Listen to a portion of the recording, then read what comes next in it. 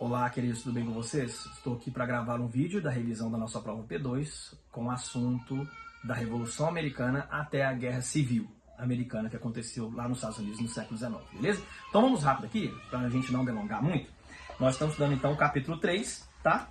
Capítulo 3 aqui, como você consegue ver aqui no seu livro, né? Nós estamos estudando aqui da Revolução Americana à Guerra de Secessão. Então, o início dos Estados Unidos se deu com a chegada dos pais peregrinos. Eu já mostrei em sala, mas vou mostrar aqui para vocês de novo, tá?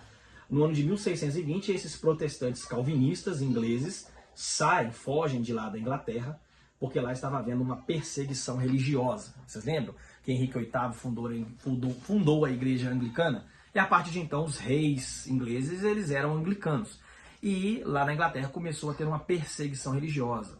E esses protestantes que seguiam as ideias de João Calvino, chamados de puritanos, esses calvinistas puritanos, protestantes, eles queriam uma maior liberdade religiosa e lá na Inglaterra não estava sendo possível viver dessa maneira. Então, o que aconteceu com eles foi ter que fugir. Eles fugiram, então pegaram um navio chamado Mayflower e chegaram lá no norte da América no ano de 1620. Esses pais peregrinos, eles eram chamados de pais, porque foram os primeiros, né, fundadores a colonizar, a chegar ali na América do Norte, e peregrinos porque fizeram uma peregrinação de lá da Inglaterra até o norte da América, beleza? Então, esses pais peregrinos, eles tinham dois ideais. Quais eram eles?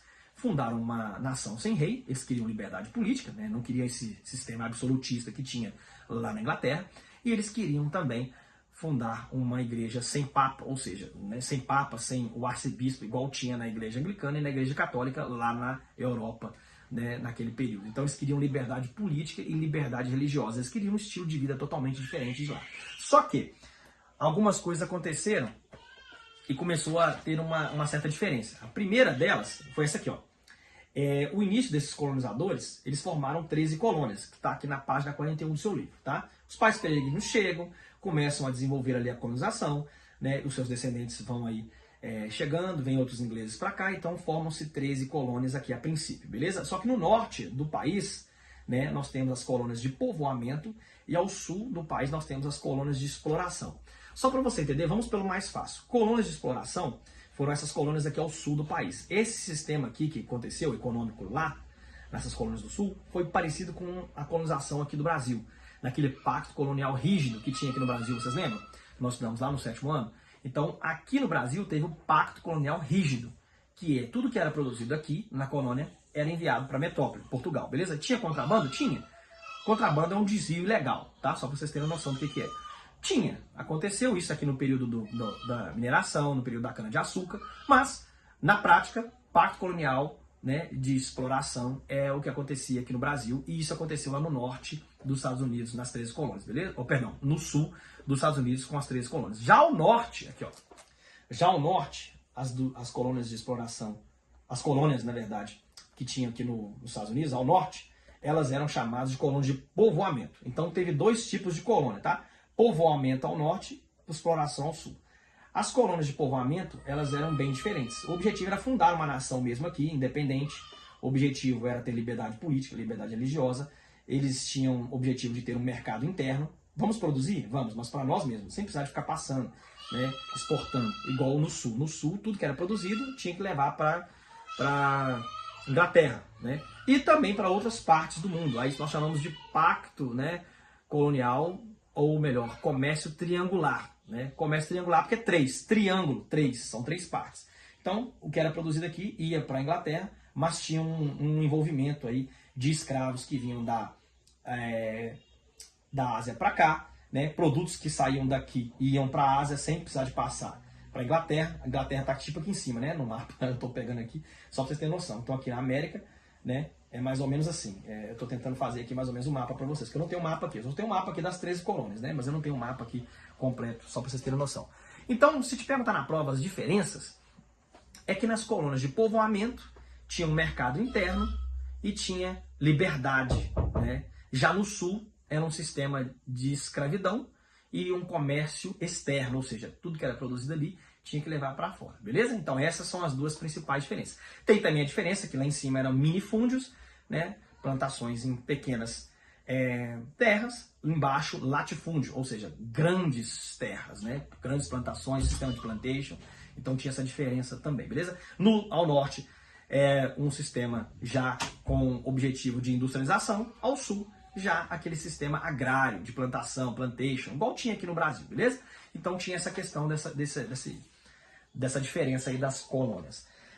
Vamos então avançar no tempo aqui. Olha, quando chegamos, vamos avançar 130 anos depois. Quando nós chegamos aqui no ano de 1756, aqui na sua página 41 do seu livro, aqui ó, 1756, aqui ó, como você consegue ver aqui, tá? 1756 a 1763 acontece uma guerra que dura 7 anos entre França e Inglaterra. De novo, esses dois países vão entrar em guerra. Lembra que nós estamos lá na 7ª série sobre a Guerra dos 100 Anos, que na verdade durou 116 anos, né? Que entre a Inglaterra e a França?